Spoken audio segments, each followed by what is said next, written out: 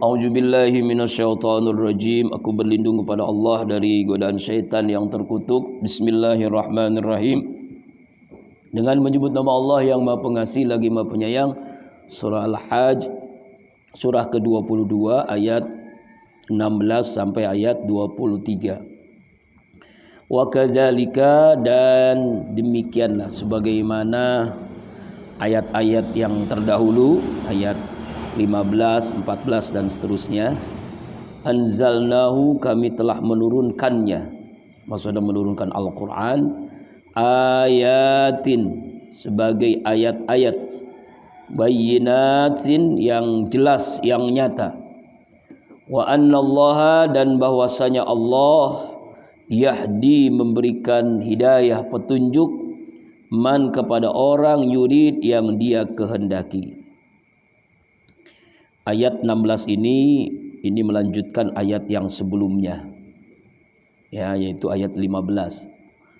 Bagaimana Allah menjelaskan, ya, ayat yang ke-14 tentang orang-orang yang beriman yang dimasukkan ke dalam surga. Kemudian ayat 15 orang-orang yang menyangka bahwasanya Nabi Muhammad itu tidak akan ditolong oleh Allah karena keadaan waktu itu, ya, tentang bagaimana Rasulullah itu dan para sahabat dizolimi, dilempari batu, kotoran manusia, rasa-rasanya nggak ada yang menolong, ya. Makanya di ayat ke-15 bagaimana Allah menjelaskan bahwasanya orang-orang yang menyangka, menduga Rasulullah itu tidak ada yang menolong dengan seperti orang yang bunuh diri, begitu.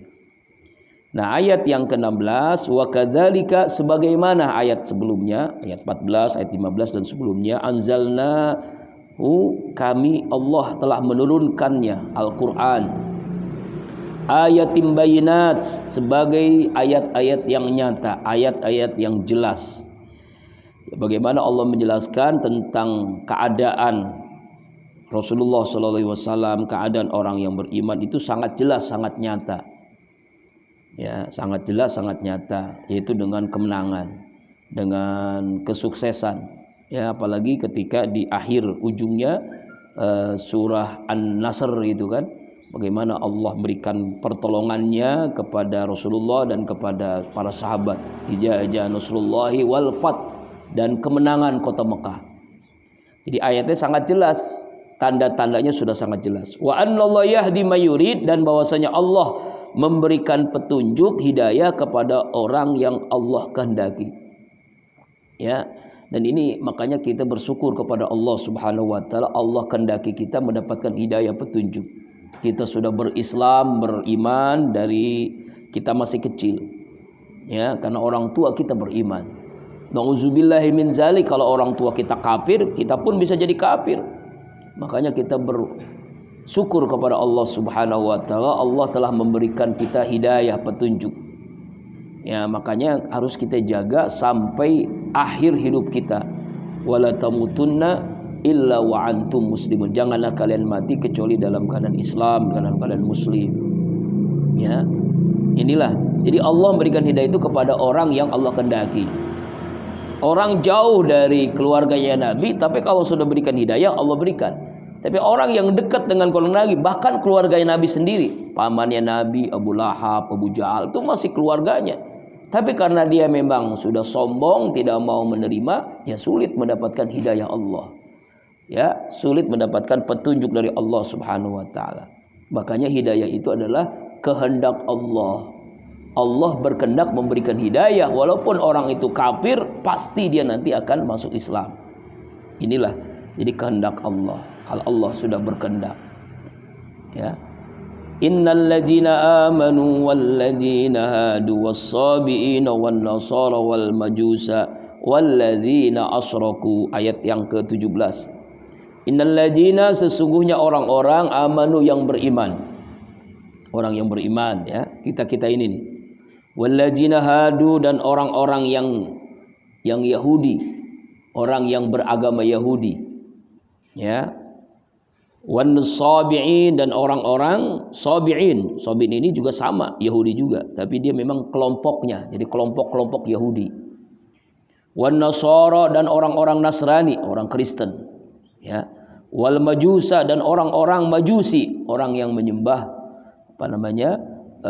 api gitu ya, api jadi tuhannya. Walladzina asyraku, dan orang-orang yang musyrik, menyembah patung, menyembah berhala, menyembah akalnya, menyembah harta, menyembah kedudukan, pokoknya orang-orang syirik, yang musyrik. Ya, ini lebih umum lagi, pokoknya seluruh agama. Ya, bahkan kalau dihitung itu agama itu jumlahnya lebih dari 5.000 agama. Kalau kita kan hanya beberapa agama, ternyata di dunia ini ada 5.000 lebih agama. Wah, nauzubillah, banyak banget berarti ya.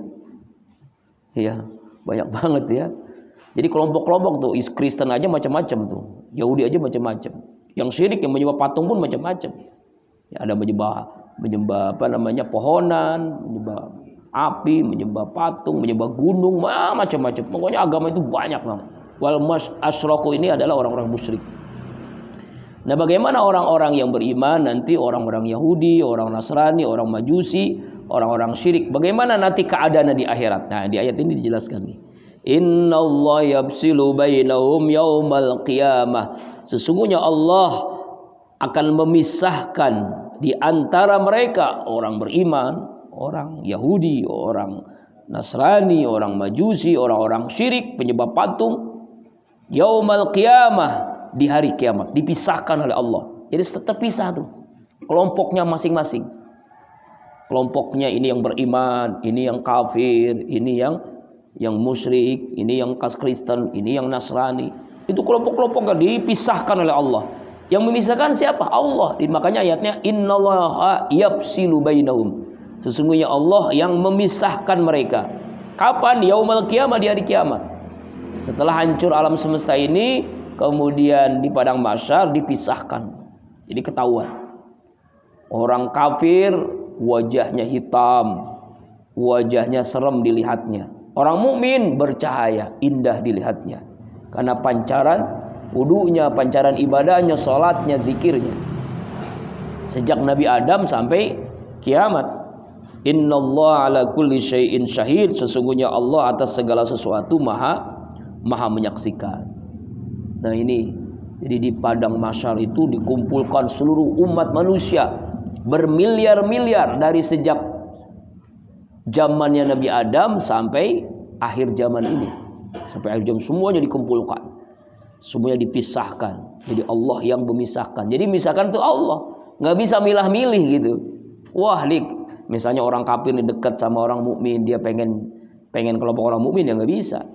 Jadi berat melangkahnya. Jadi yang memisahkan itu Allah. Jadi sudah dipisahkan, dikelompok-kelompokkan, mungkin kayak semacam olimpiade begitu ya. Negara-negara ini nih, negara ini kayak kemarin Piala Eropa, ini negaranya negara Piala Dunia gitu, Piala Eropa. Itu dikelompokkan masing-masing negaranya. Kalau nanti di akhirat bukan negaranya, dipisahkan masing-masing agamanya. Ini beriman, ini Kristen, ini Yahudi, ini Majusi, dipisahkan sesuai dengan agamanya yang disembah. Dan yang memisahkan itu adalah Allah Subhanahu wa taala. Dan di orang-orang mukmin pun, orang muslim pun nanti dipisahkan lagi. Ada kelompoknya orang-orang yang mendapatkan naungan Allah. Yang dalam hadis Rasulullah itu ada 7 kelompok manusia yang mendapatkan naungan Allah, yang pernah dijelasin kan? Sab'atun yuzillumullah yauma la zilla illa zilluh. Pada hari itu dalam hadis sahih Bukhari Muslim ini, ya, ada 7 manusia yang mendapatkan perlindungan Allah. Jadi yang lain enggak dapat tuh kecuali 7 ini. Siapa itu? Yang pertama, imamun adil, pemimpin yang adil. Pemimpin yang adil mulai dari mimpin RT, mimpin RW, mimpin kelurahan, camat, sampai ke negara yang adil memimpin itu, maka Allah akan lindungi dia. Karena antara jarak matahari dengan orang di padang mahsyar itu hanya sejengkal aja, saking dekatnya. Padahal sekarang aja nih jarak matahari kan ribuan mil kan, jutaan mil. Itu udah kalau siang tuh panasnya luar biasa. Nah, nanti di padang mahsyar sekitar 1 tombak lah kira-kira. Gimana gitu panasnya. Ya Allah, semuanya ada yang berkeringat-keringatnya itu nyatu dengan dirinya. Saking panas luar biasa. Dan nggak ada yang berpakaian. Nggak ada yang berpakaian. Semuanya seperti bayi yang dilahirkan oleh ibunya. Dan tidak ada yang dihitan. Nggak ada yang dihitan semuanya. Kenapa? Siapa yang dihitan? Orang seperti orang bayi kan. Tapi sudah dewasa gitu. Ya, antara umurnya 30 tahunan. Ya, yang pertama imamun adil, pemimpin yang adil. Pemimpin yang adil. Yang kedua adalah di antaranya yang saya ingat ya, yaitu orang yang mu'allaqun fil masajid, hatinya bergantung dengan masjid. Dia selalu bergantung dengan masjid. Ini artinya orang yang tidak pernah meninggalkan masjid.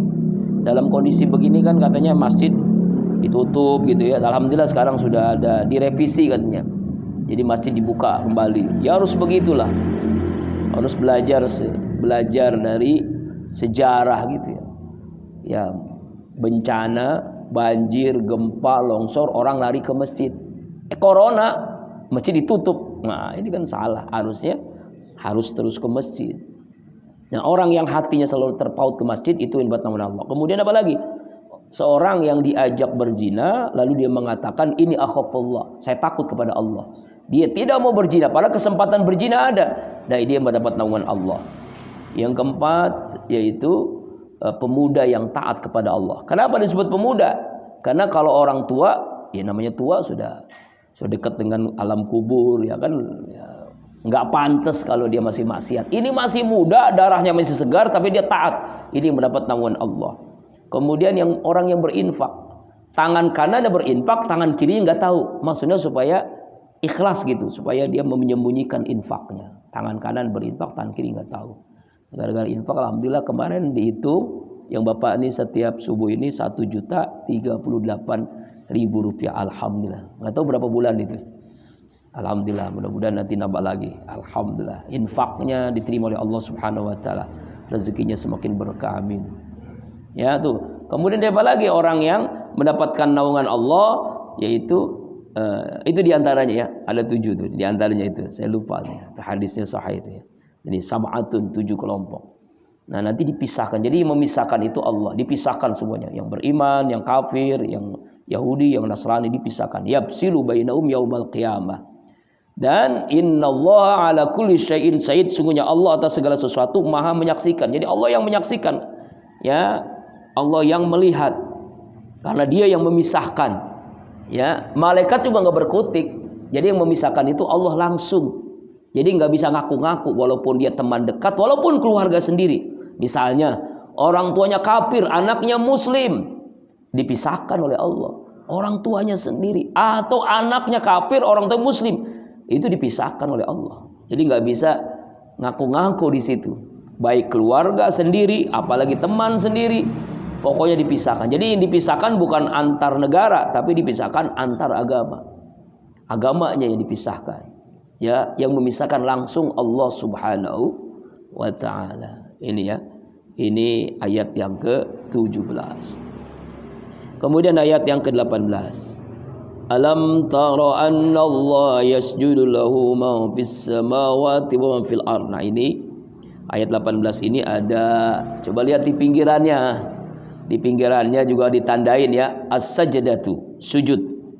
Kita disunahkan membaca ayat ini, mendengar baca ayat ini baik di dalam sholat atau di luar sholat, kita disunahkan untuk sujud. Ya, saya ulang lagi bahwa sujud di dalam membaca atau mendengar ayat Al-Quran di dalam atau di luar sholat itu disunahkan. Dan itu ada 15 ayat, 15 surah. Yang pertama surah Al-A'raf ayat 206. Yang kedua surah Ar-Ra'd ayat 15. Yang ketiga surah An-Nahl ayat 50. Yang keempat Al-Isra ayat 109. Yang kelima Maryam ayat 58. Yang keenam sekarang nih Al-Hajj ayat 18. Nanti juga Al-Hajj ayat 77. Nanti surah Al-Furqan ayat 60. An-Naml ayat 26. As-Sajdah ayat 15, Shad 24, Fussilat 38, An-Najm 62, Al-Insyiqaq 21 dan Al-Alaq 19. Kita disunahkan untuk sujud, tilawah namanya. Sujud ketika membaca atau mendengar ayat sujud di dalam sholat atau di luar sholat. Lagi baca Al-Quran kita sunah sujud. Apa bacaannya? Yaitu sajada wajhi lilladzi khalaqahu wa syaqqa sam'ahu wa basarahu bihaulihi wa quwwatihi fatabarakallahu ahsanul khaliqin. Hafal Pak? Enggak hafal. Mari kita baca ya. Bismillahirrahmanirrahim. Sajada wajhi lilladzi khalaqahu wa syaqqa sam'ahu wa basarahu bihaulihi wa quwwatihi fatabarakallahu ahsanul khaliqin. Itu bacaannya Pak ya. Kalau belum hafal boleh diganti dengan subhana rabbiyal a'la wa bihamdi. Subhana rabbiyal a'la wa bihamdi. Wah, enggak hafal Ustaz karena jarang dibaca. Ya iya enggak apa-apa. Jadi bacanya sujud salat aja enggak apa-apa. Subhana rabbiyal a'la wa bihamdi 3 kali ya itu. Ya, artinya adalah wajahku bersujud kepada Allah yang zat yang menciptakan, yang membuka pendengaran, penglihatan dengan daya kekuatan. Nama suci Allah zat pencipta yang terbaik. Hadis riwayat Bukhari, Muslim, An-Nasai, Buda dan Al-Hakim. Kita disunahkan tuh. Ketika kita sujud itu setan Pak lari terbirit-birit. Wah. Ya kata setan itu, aku diperintahkan sujud, aku enggak sujud. Ya Nabi malaikat sujud kepada Nabi Adam. Kenapa? Karena hamba-hamba Allah sujud. Masya Allah. Makanya luar biasa nih. Sunnah hukumnya kita sujud ketika membaca mendengar ini. Ada tandanya kan Pak ya? Ada tandanya kan di Al-Quran juga ada tandanya tuh. Biasanya di pinggirannya ada kalimat as-sajdatu. Ya kan ya? Ada kan ya? Makanya kalau lupa gimana caranya? Ya aja tandanya tuh ada kan di Al-Quran ada. Kecuali kalau Bapak sholat di Masjid Az-Zikra Pak, itu setiap subuh, Jumat subuh. Setiap kalau sholat Jumat subuh itu ada, jadi imamnya itu membaca ayat sujud. Ya, membaca ayat sujud. Atau di masjid mana pernah tuh di masjid, saya pernah sholat subuh di mana itu, Pondok Labu tuh ya. Ya, Pondok Labu. Apa bola apa namanya? Di pinggiran sebelum masuk ke Pasar Jumat ya, yang lampu merah tuh sebelum ke Fatmawati tuh ada masjid tuh, perumahan tuh. Pernah sholat subuh berkali-kali tuh, itu pakai sujud tilawah. Ayatnya biasanya ayat sajdah dia bacanya, nggak panjang memang, tapi nikmat itu Masya Allah ya. Kalau imamnya yang enak memang nikmat ya. Dan makanya harus disampaikan dulu ke makmum karena kaget nih, kok nih lagi berdiri langsung sujud, nggak ada ruku lagi, habis gitu kok balik lagi berdiri ya, bukan begitu. Ini sholat aliran apa ini? Jadi bukan aliran apa, emang sunnah gitu Pak ya. Memang harus dibiasain kali-kali boleh ya. Nanti kita jadi begini caranya, berdiri langsung sujud, jadi langsung berdiri lagi, ruku baru balik lagi. Jadi sujudnya bukan sujud dalam sholat, tapi sujud tilawah namanya. Nah kembali lagi kadang ayatnya ya. Alam tidakkah taro kamu melihat annallaha bahwasanya Allah yasjudu bersujud lahu kepada Allah man makhluk siapapun fis samawati yang ada di langit 7 lapis langit wa man fil ardi dan makhluk apapun yang ada semua di bumi ini wasyamsu dan matahari wal qamaru dan bulan wan nujumu dan bintang-bintang wal jibalu dan gunung-gunung wasyajaru dan pohon-pohon wadawabu dan binatang-binatang kecil, binatang melata wa katsirum minan nas dan kebanyakan sebagian manusia, maksudnya orang mukmin ya, wa katsirun dan sebagian lagi haqqa alaihil azab yang telah ditetapkan atasnya siksaan. Wa may yuhinillah dan siapa yang menghina Allah famalu min mukrim maka tidak ada baginya orang yang bisa memuliakan Allah. Innallaha yaf'alu ma yasha, sesungguhnya Allah yaf'alu dia berbuat ma yasha sesuai apapun yang dia kehendaki. Apa maksud ayat ini? Ayat 18 ini surah Al-Hajj Allah menjelaskan bagaimana Ya, apakah kalian memperhatikan melihat tuh? Jadi seluruh makhluk Allah itu sujud. Jadi makhluk yang ada di langit semuanya sujud. Seluruh makhluk yang ada di bumi ini semuanya sujud. Cuma kita nggak melihat kan. Yang ada di langit semuanya, malaikat, jin, semuanya bersujud kepada Allah. Kecuali yang kafir ya, jin kafir. Ya, ya semuanya sujud. Seluruh makhluk Allah yang di langit, yasjudu lahu, semuanya sujud kepada Allah. Siapapun, man fis sama, seluruh makhluk yang ada di langit, langit pertama, kedua, ketiga, sampai langit ketujuh semuanya sujud kepada Allah. Wa man fil ardi, dan semua makhluk yang ada di bumi pun sujud. Seluruh makhluk yang di bumi sujud. Termasuk juga virus. Ya kan sekarang orang lagi takut dengan Covid nih ya. Covid itu lagi sujud kepada Allah, taat kepada Allah. Yang pernah saya jelasin kan, dulu seorang waliullah yang diberikan ilmu namanya mukasyafah. Mukasyafah ini diberikan oleh Allah bisa berbicara dengan virus. Itu di zaman apa namanya? Sudah lama di zaman tabi'in. Lalu dia ngomong nih, waliullah ini kepada segerombolan virus, kamu mau kemana hai segerombolan virus? Dia nanya, saya ditugaskan Allah untuk memberikan ujian di Damaskus. Berapa tahun? Berapa lama? 2 tahun.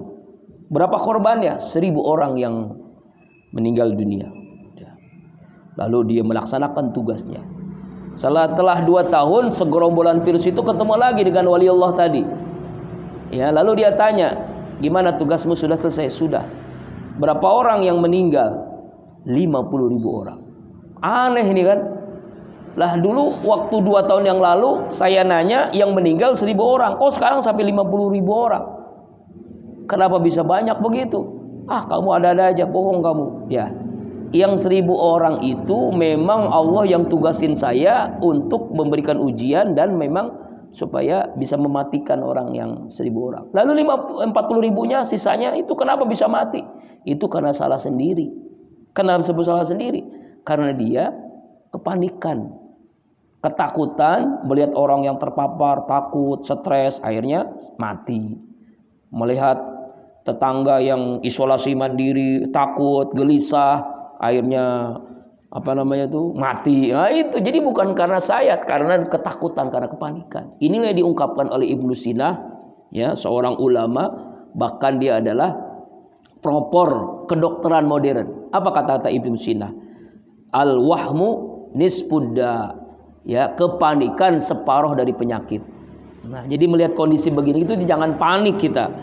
Jangan gelisah, jangan stres, ya kan banyak orang yang stres ini, panik. Ya, kepanikan. Coba lihat sampai hari ini di Brunei Darussalam nggak ada yang terpapar, apalagi yang mati, nggak ada. Kenapa bisa begitu? Karena janji Allah, walau anna ahlal qura amanu wattaqau la fatahna alaihim barakatim minas wal ard. Itu janji Allah tuh. Seandainya sebuah negeri beriman, bertakwa pada Allah, Allah berikan keberkahan. Karena di sana menjalankan agama. Nggak ada yang pakai masker, nggak ada yang sholat jaga jarak, persis seperti biasa, ngaji terus, nggak ada. Itu kan orang asing masuk itu. Ini kita orang asing masuk, dibolehin. Nah itu yang salahnya dari awal sudah salah. Nah, sekarang begini, ya. Nah itu kenyataan yang ada, fakta. Jadi kepanikan itu separuh dari penyakit. Nah, itu kan dari 1000 orang bisa 50.000 orang. Harusnya yang meninggal cuma 1 juta misalnya. Ternyata sampai puluhan juta ya. Nah, itu ya walaupun memang itu sudah takdir ya, namanya kematian itu sudah takdir. Ya, jadi ada yang nanya, kenapa dia mati? Karena corona? Bukan karena corona, karena sudah ajalnya ya, sudah waktunya. Itu yang menyedihkan kita ini disebut dengan amul hazan sekarang nih, tahun duka cita. Karena lebih dari 500 ulama yang wafat. Ya, hari Sabtu kemarin Ki Haji Abdul Rashid Abdullah Syafi'i. Kemudian berikutnya Ki Haji Dr. Lutfi Fatullah, ya, ahli hadis. Ya, dulu kan Ki Haji Ali Yakub, Mustafa Yakub. Kemarin sekarang ya, jarang ya. Mungkin kalau RT mati, lurah mati, camat mati, bupati mati, gubernur mati, Yang gantiin itu antri. Tapi kalau ulama meninggal 100 tahun, 50 tahun ya, 10 tahun ke depan enggak ada yang bisa gantiin. Ya. Kealiman, kewaraan, ketawaduannya Kiai Haji Abdul Rasyid Abdullah Syafi'i, Kiai Haji Lutfi Fatullah dan ulama-ulama yang lain yang wafat. Ini kan bergiliran nih ulama yang meninggal banyak banget nih. Ya. Allah ya. Ini mautul alim, mautul alam. Matinya alim, matinya alam. Matinya orang alim, ulama adalah matinya alam ini. Jadi kembali lagi ayat ini Allah menjelaskan bagaimana seluruh makhluk Allah itu tunduk kepada Allah, sujud kepada Allah. Wa man fil ardi, semua makhluk Allah yang di bumi, siapapun yang di bumi ini semuanya sujud. Kecuali orang kafir ya. Wasyamsu, matahari pun sujud kepada Allah. Wal qamaru, bulan pun sujud kepada Allah. Wan nujumu, dan bintang-bintang semuanya juga sujud kepada Allah. Makanya kan ayatnya tuh dalam surah Juz Amma nanti kita akan ketemu kan semuanya pada sujud. Misalnya wasyamsi waduhaha wal qamari ija talaha waduha wal laili ija saja wal laili ija yaghsa. Semuanya itu ya sujud kepada Allah. Wal jibalu, gunung pun sujud. Jadi gunung itu sujud kepada Allah. Kalau Allah perintahkan untuk ya meletus, ya meletus. Kalau enggak, ya enggak. Wasyajar, dan pohon-pohon, seluruh pohon-pohon di dunia juga sujud kepada Allah. Wadawab, dan binatang-binatang kecil pun semuanya sujud, termasuk ya apa namanya itu semut, ya yang binatang melata itu semuanya. Wadawab itu binatang melata. Wa katsirun minan nas, dan kebanyakan manusia pun sujud. Maksudnya manusia siapa di sini? Dijelaskan oleh tafsir wa katsirun minan nas ini adalah orang-orang mukmin, orang-orang yang beriman. Jadi wa katsirun minan nas ini adalah orang-orang yang beriman, sujud kepada Allah. Ya, sujud dalam sholat, sujud syukur, sujud tilawah, sujud sahwi, sujud. Wa qasil haqqa 'alil azab, dan kebanyakan ya sujud juga orang kafir karena takut azab. Ya, karena takut siksaan, sujud juga akhirnya. Ya. Wa may yuhinillahu famalau min mukrim, dan siapa yang dihinakan oleh Allah maka tidak ada dia dapat kemuliaan. Jadi Allah kalau sudah menghinakan seorang, dia tidak akan dapat kemuliaan. Kalau Allah sudah muliakan seorang, siapapun yang menghinakan tidak bisa. Dan ini sekarang sudah terbukti. Ya, dan ini kenyataan. Saya belum beberapa hari ini menyaksikan di YouTube, di media sosial, orang-orang yang zalim kepada Imam Besar Habib Rizik, yang nendang polisi, kakinya diamputasi. Jaksa sekarang lagi sakit keras, lagi sakaratul maut. Jaksa lagi sakit keras. Hakimnya meninggal dunia. Yang membakar bendera, poster Habib Rizik, kuburannya kan meninggal loh, Budi Jarot. Meninggal beberapa bulan yang lalu. Kuburannya ambles, dan itu nyata. Di sekitarnya nggak ada yang ambles kuburan, dia aja yang ambles, diperlihatkan. Dan yang menunggu kuburan itu, yang ya tukang ini ya, tukang bersihin kuburan itu mencium bau yang sangat busuk gitu di kuburan itu. Diperlihatkan oleh Allah. Artinya ajab kubur ada, nggak mungkin kan orang tiba-tiba orang yang gali kubur ini ini ditusuk-tusukin kuburan ambles, nggak ada. Enggak, itu ambles dia doang, sekitarnya nggak ada yang ambles, kanan kiri nggak ada ambles. Diperlihatkan, disiksa tuh. Itu bukti ajab kubur ada tuh. Itu kan yang menghina Habib Rizik kan. Itu ya Allah, poster dibakar yang posternya enggak kebakar kan. Ya Allah. Nah, itu sekarang tuh dihinakan oleh Allah, diijab kubur, ketahuan. Ya Allah, nauzubillahi min dzalik. Ini perlihatkan satu-satu, coba lihat satu-satu nanti juga. Lihatin. Ya, kalau masih juga di penjara beliau itu pasti nanti juga sampai kebagian semua. Kita lihat aja, kita cuma doain aja. Kita nggak mampu apa doa. Kita mampu doakan semoga Allah jaga terus imam besar kita, ya kan? Ya kan. Jadi kalau Allah sudah hinakan seseorang, siapapun tidak bisa memuliakan. Ya, siapapun tidak bisa memuliakan. Kalau Allah sudah menghinakan seseorang, pasti dihinakan di dunia, apalagi di akhirat. Di dunia aja udah diperlihatkan, apalagi di akhirat.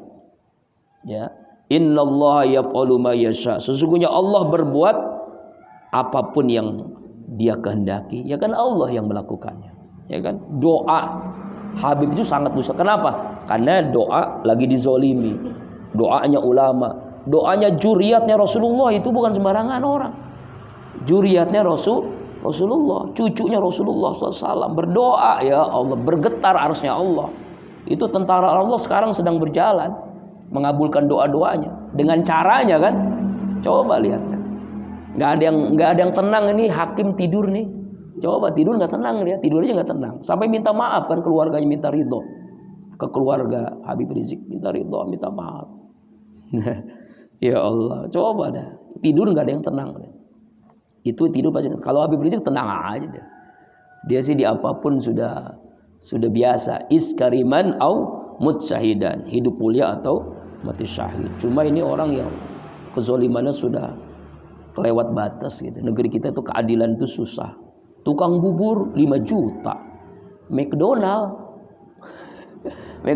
itu nggak dihukum tuh. Tukang bubur kasihan banget dapat 5 juta itu. Tapi alhamdulillahnya karena viral, banyak hamba Allah yang ngasih duit. Akhirnya kebayar juga 5 juta. 5 juta kebayar juga kan. Tapi ada juga yang dari situ tuh ada yang polisi yang di situ ada kelihatan yang soleh, Pak. Ya kan lagi bubarin, ya ada lagi viral. Bubarin dagang-dagang tuh. Ditanya, emang biasanya kalau sehari dapat berapa? Ngomong dia 300, langsung dibuka itu. Seorang kapolsek siapa tuh buka dompetnya, dia kasih nih. Ya. Jangan dagang ya, ini duit diganti sama dia. Ah, itu kalau begitu hebat tuh polisi itu. Itu mah nggak apa-apa, kita disuruh tukang dagang suruh nutup ya nggak apa-apa. Kan ini solusi nggak ada kan. Ya, pedagang boleh nggak dagang, pekerja nggak boleh nggak kerja, cuma dikasih duit. Nggak, ya kan? Dikasih sembako, ustadz dikasih jadwal, nggak apa-apa. Ya, makanya sampai ustadz jualan sekarang. Ya Allah ya Rabbal. Jadi ustadz jual jahe merah, Pak. Ini karena kondisi begini harus juga berjuang juga kan. Allahu akbar, la ilham. Ya Pak ya. Nah, jadi kalau Allah sudah hinakan seorang, siapapun tidak bisa memuliakan. Seluruh alam semesta ini tidak bisa memuliakan kalau Allah sudah hinakan dia. Ayat 19. Hadzani khosmani ikhtasamu fi rabbihim. Khajani, 2 kelompok ini, maksudnya kelompok orang mukmin, kelompok orang kafir. Khosmani ikhtasamu, mereka saling bertengkar. Ikhtasamu, mereka bertengkar fi rabbihim, tentang Tuhan mereka. Yang mereka bertengkar itu Tuhan saya ini, Tuhan ini saya, orang kafir itu. Fallazina kafur, orang-orang kafir, quti'at lahum siyabum min nar, dipotong, dibuatkan kepadanya pakaian dari api neraka. Ya kan? Maksudnya dipisahkan tuh, bertengkar. Tuhan kami Allah, Tuhan kalian kan itu. Nah, ketika bertengkar itu apa yang terjadi? Ya, orang-orang kafir itu quti'at lahum, dibuatkan, quti'atnya dipotongkan, maksudnya dibuatkan bagi mereka orang-orang kafir apa? Siyabum minnar, pakaian dari api neraka.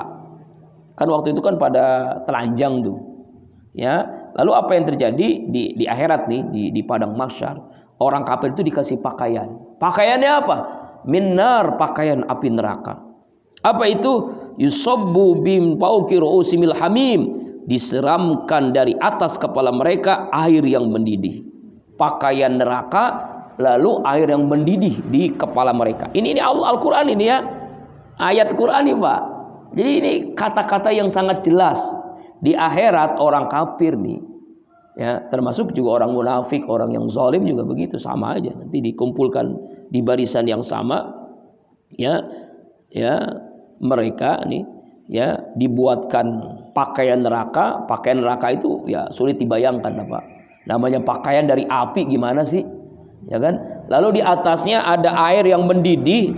Mendidihnya dalam hadis itu 70 kali api di dunia, itulah api akhirat. Gimana tuh kira-kira?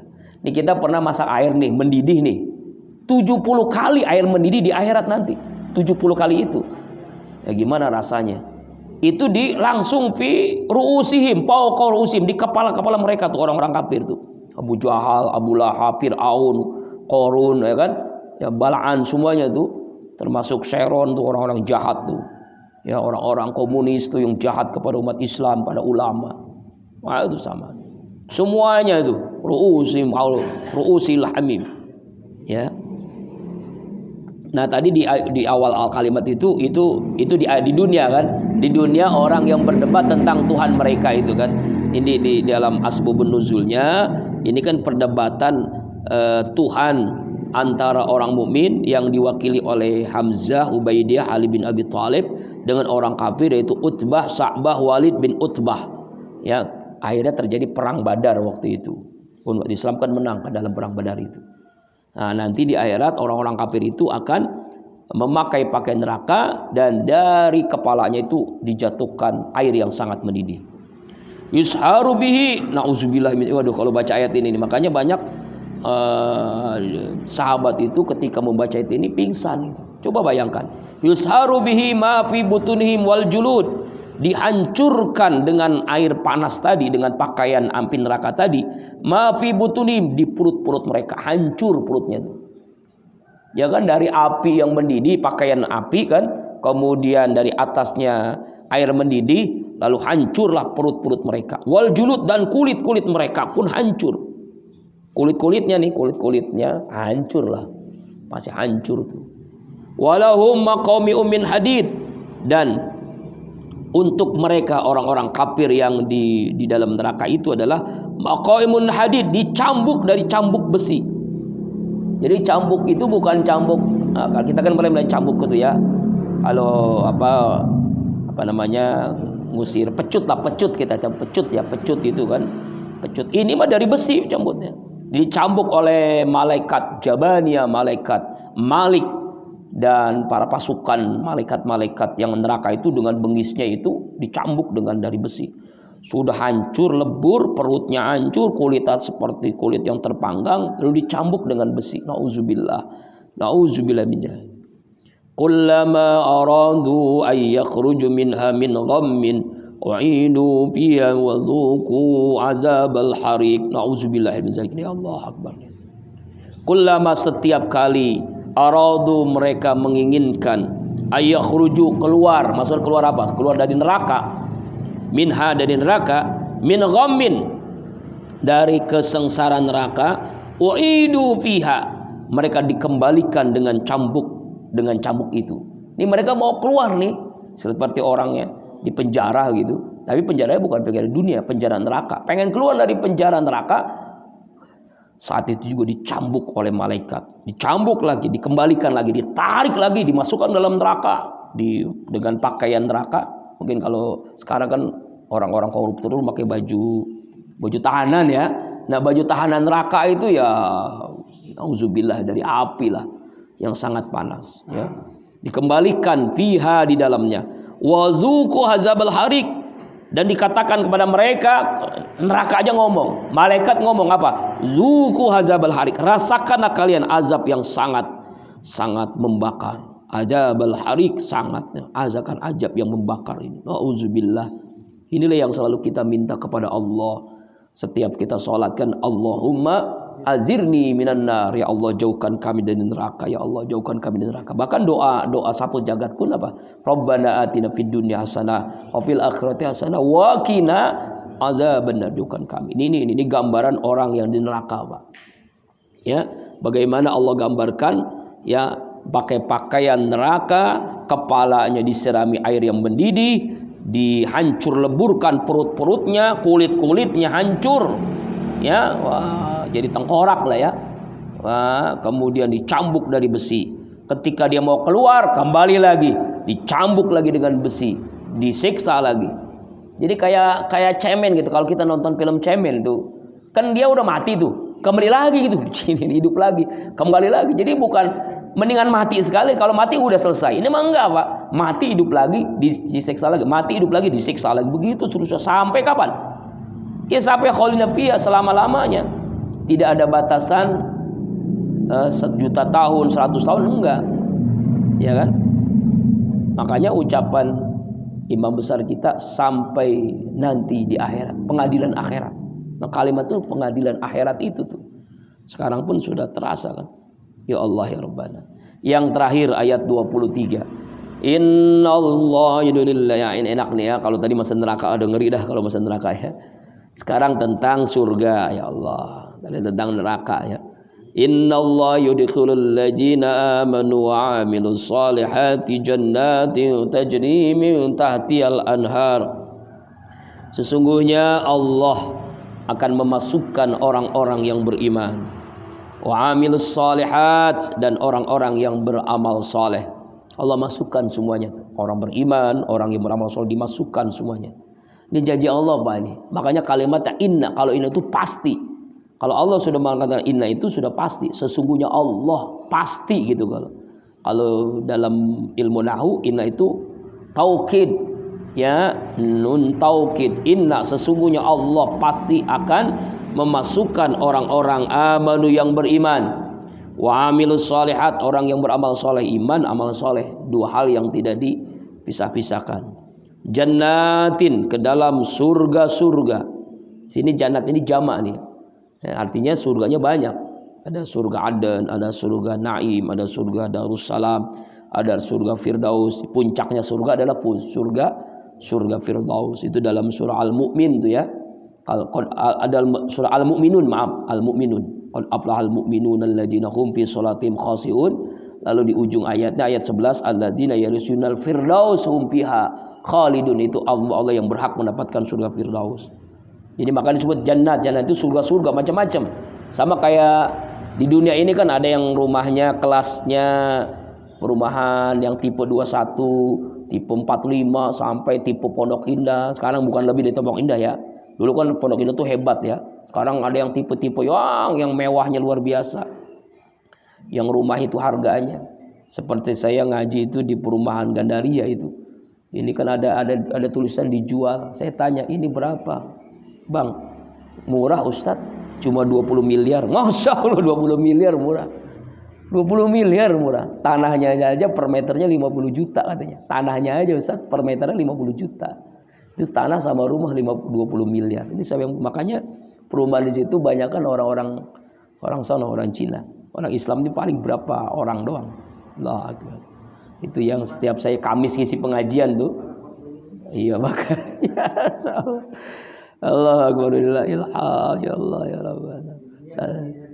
Iya diperlihatkan ya, orang kafir itu yang punya dia. Nah itu rumah tuh. Ya nanti di surga Pak ya, empernya surga aja nih, empernya surga itu dalam surah Al-Qur'an, wasari'u ila maghfiratin min rabbil jannati ardhus samawat, seluas langit dan bumi. Empernya surga aja seluas langit dan bumi. Bagaimana surga yang Firdausnya? Itu emperan surga. Berarti nggak ada apa-apanya orang kaya di dunia ini, di Indonesia atau di dunia ini nggak ada apa-apanya. Jadi nggak apa-apalah kita masuk surga walaupun emperannya. Tapi kalau bisa sih surga yang terbaik Pak ya, surga Firdaus. Ya Allah Rabbal Alamin. Ya kan? Ya tajri mintal anhar, di bawah surga itu sungai-sungai, ada sungai madu, sungai arak, sungai susu. Wah, sungai yang indah lah. Yuhallawna fiha, mereka diberikan perhiasan di dalam surga, emas, berlian, intan, permata. Min asawir, dari gelang-gelang, min jahabin, dari emas, walu'a, dan mutiara, tuh kan? Ya, gelang-gelang dari emas dan mutiara yang indah. Ya, pokoknya dalam hadis Rasulullah itu kita pernah membayangkan sesuatu yang indah. Surga lebih indah dari yang kita bayangkan. Kita pernah melihat sesuatu yang indah, surga lebih daripada yang kita lihat. Kita pernah mendengarkan sesuatu yang indah, surga lebih daripada yang kita dengar. Pokoknya sesuatu yang lebih daripada yang kita bayangkan, yang pernah kita lihat, yang pernah kita dengarkan. Itulah surga. Walibasum fi harir, dan pakaian orang dalam surga itu dari sutra. Makanya kenapa di dunia ini laki-laki muslim diharamkan memakai pakaian sutra, karena itu pakaian surga. Jadi nggak boleh kita pakai pakaian sutra. Maksudnya sutra dalam artian 100%. Kalau hanya 25% sih boleh. Kan ada sekarang pakaian baju yang sutra dan katun itu boleh. Tapi kalau sutra seluruhnya itu yang haram. Inilah diantara maksud pengertian ayat fiha harir, pakaian dari sutra. Jadi pakaian orang ahli surga adalah pakaian sutra. Wallahu a'lam bishawab. Mudah-mudahan dari ayat yang kita baca hari ini, ayat 16 sampai 23, kita dapat memahaminya, dan di ujung ayat ini kita semua diberikan oleh Allah karunia dimasukkan ke dalam surganya Allah Subhanahu wa taala. Mohon maaf, hari Selasa depan itu adalah hari raya Idul Adha. Jadi kita libur ya. Masa lagi mau takbiran, lagi mau sholat masa ngaji, wah ya kan. Jadi besok libur ya, Selasa besok libur, ngaji lagi Selasa depan. Kenapa libur? Karena bertepatan dengan 10 Zulhijjah, yaitu hari raya Idul Adha. Ya, kita mempersiapkan diri untuk sholat.